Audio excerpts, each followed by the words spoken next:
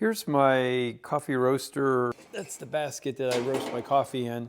This was my original stand, and I had a motor that sat on this. So here's the motor, and that's the original mount for that post. This side, it got too close to the grill, and it melted that.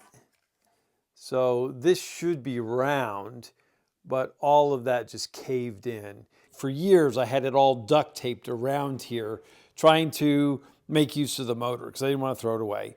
And I liked roasting my own coffee.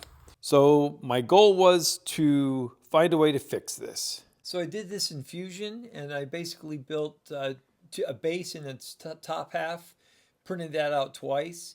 So I made an indentation there on the bottom, all the way around to hold the edge of the motor, a hole for the electric cord, 2 holes on the base to mount that to some wood, and holes on either side of the circle to screw the halves together.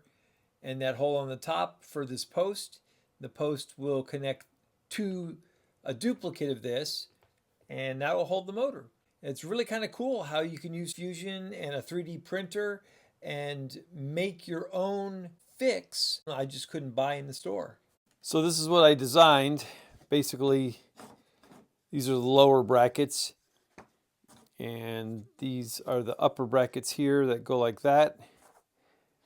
And then I've got this post that goes in those holes right there.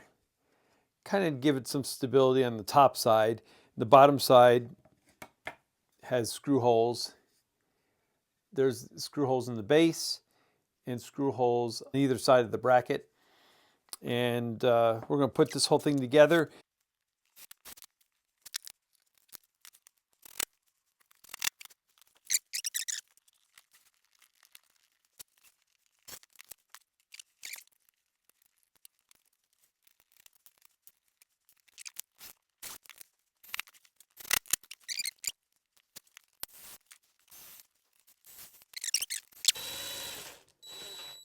The goal of this was just to see how much abuse it could or couldn't take. That looks super sturdy. It turns out to be a good design, which it looks like it is. It's just perfect. Then we can go ahead and print this in PETG. And now we're ready to go ahead and give it a test. We'll go roast a pound of coffee and see how it does. All right, so here we go. I dropped it and already broke it. But I gave it a test run, and it did spin it, so.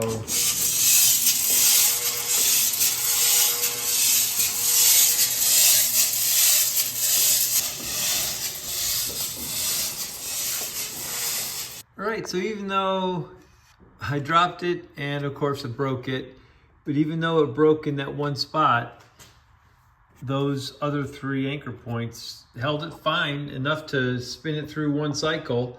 I just think I need to have my daughter reprint this in PETG, and that should be strong enough to endure any whoopsies. Hope this video helps. Thanks a lot for watching. See you in the next video.